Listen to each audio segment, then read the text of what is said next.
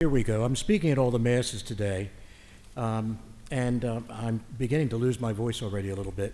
So this microphone, I think, is a little bit more sensitive, and it'll be helpful for me.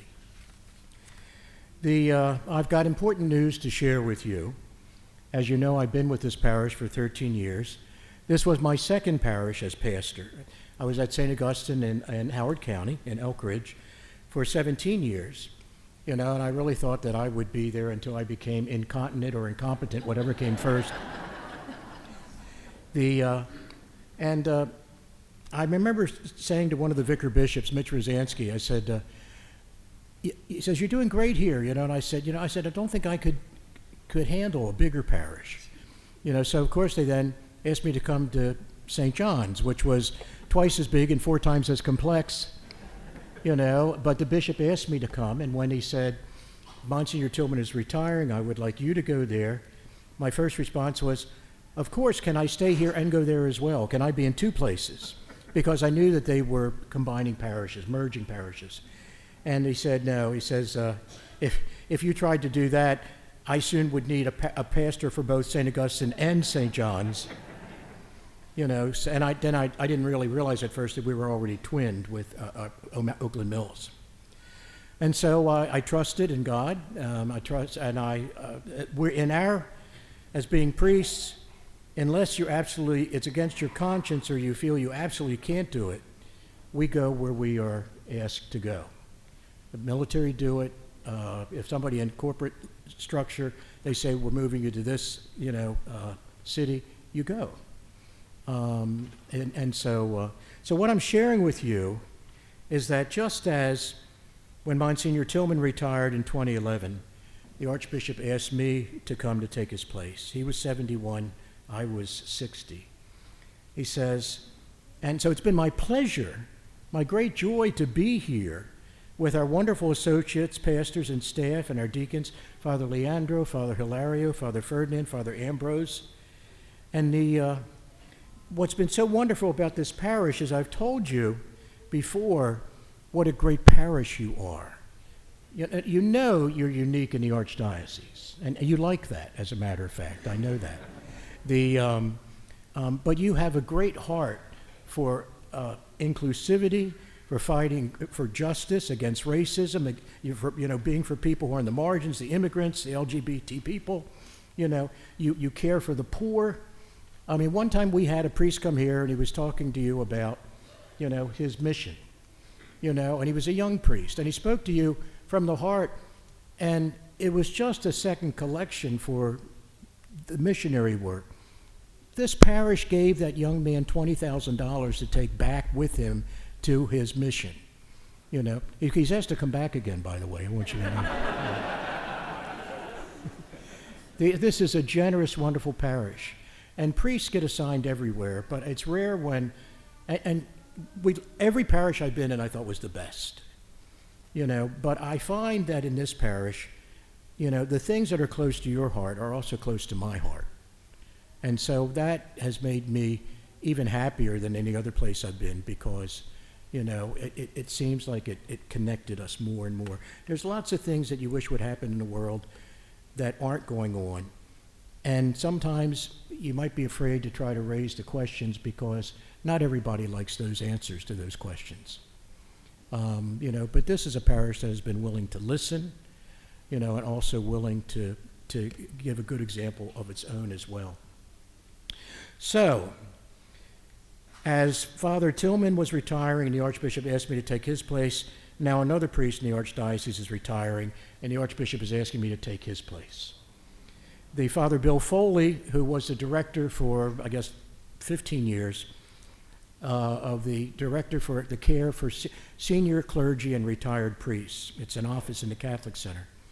And what he does is he looks after the people that are retiring, the ones that are just beginning to retire, the ones that, are in the old priest homes. And so the Archbishop asked me to take his place. And I said, First, when they said that, the first thing I said was, "What have I done wrong?" I said, "You haven't done anything wrong." They said, "But the Archbishop sees in you compassion and empathy and he wants that for his older priests. So the Archbishop has asked me, and I have accepted. I've been appointed the Director for the Care of Senior and Retired Priests of the Archdiocese, and I will work with the Archbishop in my new office at the Catholic Center, and that'll be beginning July 1st.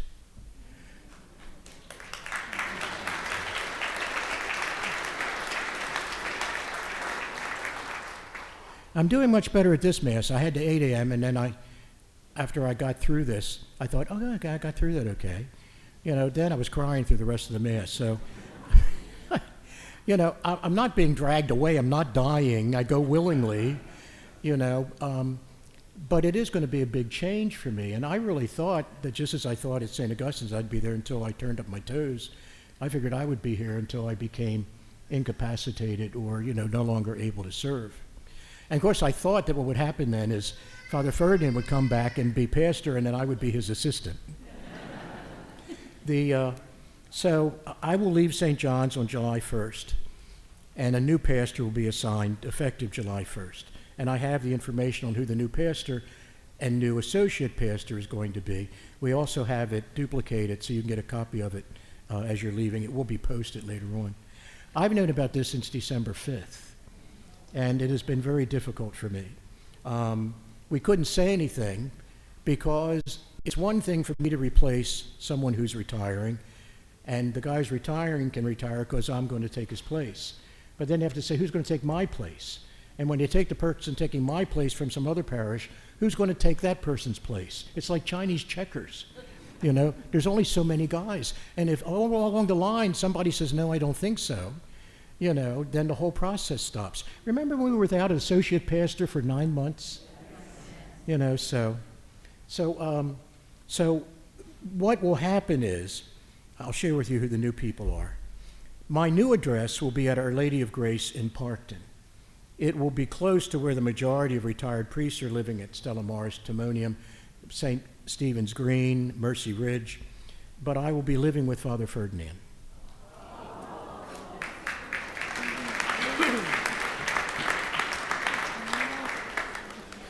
So as he takes care of this old priest, I will be learning how to take care of other old priests.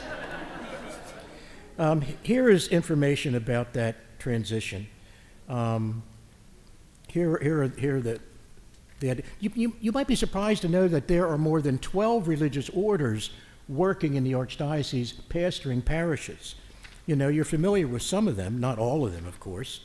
So this congregation coming is, wait a minute, let me get to English, that's Spanish. This is the Congregation of the Immaculate Heart of Mary. It's a missionary institute of religious priests and brothers that was founded in Belgium in 1862. In the United States, they're called Missionhurst, and you might have seen their little bulletin that is published quarterly. Its members are called to go, and this is part of their charism, beyond geographical and religious boundaries, to share Jesus Christ with everyone. And to be ready to leave their country is a basic requirement in the life of each member. It's an option that constitutes an essential trait of their religious community's identity. It profoundly marks their history. Its members come from different nationalities, races, and cultures, yet they are called to live and work together as brothers. Father Ferdinand says it was ironic that as in the seminary in Nigeria, the formating priests were all Irish. And they were training the priests in Nigeria. After having been trained by the Irish priests in Nigeria, the Irish priests went on mission to Nigeria to train the priests.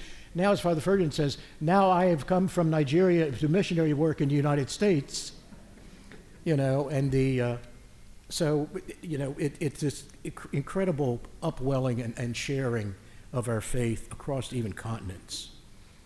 So today there's about 730 priests and religious brothers from Africa, Asia, Europe, Latin America, and North America. And here's part of their charism at Missionhurst. They continue serving and caring for God's poorest and most neglected people around the world. Our new pastor is Father Ramel Portula. He likes to be called Father Mel. He's a Filipino missionary of the Congregation of the Immaculate Heart of Mary. He was born on January 5th, 1972. He was ordained a priest on March 25th, day after my birthday, I hope he sent me a card when that happened. In the year 2000, he's a young priest. I was ordained in 77. His past assignments were the following. He was associate pastor at St. Joseph the Worker in McAllen, Texas, in the Diocese of Brownsville, associate at St. Eugene Wendell in North Carolina, Diocese of Raleigh, seminary formator at the Philosophy Seminary in Baguio City, Philippines. He was vice provincial superior and provincial superior of the Philippines province and pastor of St. Anne Catholic Church in Arlington, Virginia from 2013 to 2023. He speaks English, Spanish, Tagalog, and Bisaya, which is a Philippine dialect, fluently. The diocese, I believe, has given a lot of thought to who would come into this unique parish. We are probably the most multicultural and diverse congregation that we have in the Archdiocese. And so we are getting, bilingual, multilingual people from diverse countries and nationalities to be here, and they should find themselves right at home. Father Mel will join us on July 1st, 2024. Our new associate pastor will be Father Sonny Arianto. He's an Indonesian missionary of the Congregation of the Sacred Immaculate Heart of Mary. He was born in 1983 in Indonesia and was ordained on May 21st in 2016. His past assignments were associate pastor of St. Louis in Castroville, Texas, the Archdiocese of San Antonio. He was a parish administrator of St. James Catholic Church in San Antonio, and he speaks English, Spanish, and Bahasa Indonesia fluently. So these priests, in serving the poor and in being stationed, in Texas, and the cities on the borders, they know well about, the problems of people who are living, disenfranchised, who are fleeing, pain and war in their countries, trying to cross the borders, come to the United States.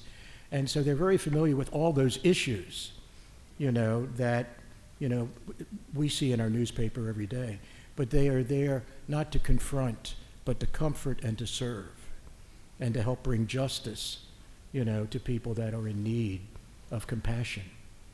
And so I believe that they put a lot of thought into this.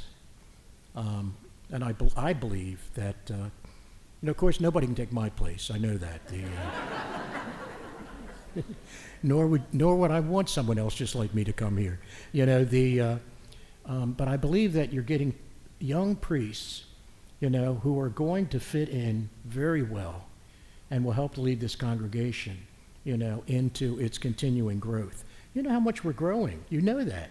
We see new faces all the time of every color. And, so I'm at peace with this. A lot of changes are being made in the Archdiocese, and forgive me for taking so much time for this. And I know there was one priest in a parish nearby, and he knew he was leaving last year. And a couple months ago, he found out who was named to replace him. And one of his friends said, do you know who's coming? He said, yes. He says, what do you think? He says, I don't like him. But it turned out that the person that actually did come was someone that, was a good fit for the parish. So I have not met these people. I've called them to give them a warm welcome in your name. But when Orlando in his homily talked about trust in God and being led by the Holy Spirit, and you said change can be challenging, but you and your own families know a lot of ups and downs and lots of changes. And through it all, when you come to church, we always preach trust in God. God's in charge, and do not fear. Don't be afraid. And so that is part of what we preach and part of what we are also called to live. Even the priests are called to live that. So sometime after the pastor and associate's arrival and my taking up my new position, what also will happen is both Father Ambrose and Father Hilario will receive new assignments as well. It's going to be a big change. But we've been very, very blessed to, I feel, have had priests that when they come, we take them to heart, and they take us to heart. And so you know, it's going to be a big change. Ironically, as I'm going to be moving to help take care of retired clergy, that will enable me to be closer to my parents, who are 94 and 96 and still living at home. Parkton is not that far from Overley, in which case I just jump on 83 and get on 695 and boom, I'm home. I only have a sister as a sibling, and as a consequence of assisting retired priests, I will also be closer to and have more time to assist my parents and my sister with mom and dad's care as they age. I have loved being with you. I respect you. I admire you for your faith, your perseverance, your generosity to one another and to St. John's. I am indebted to my associate pastors and deacons and the dedicated members of our church community who have made our church family grow and prosper. I cannot say everything that's in my heart right now, but I will be able to at another time. But the things that are close to your heart are also close to my heart. You have made me very, very happy. And I thank you for keeping me in your prayers. I love you.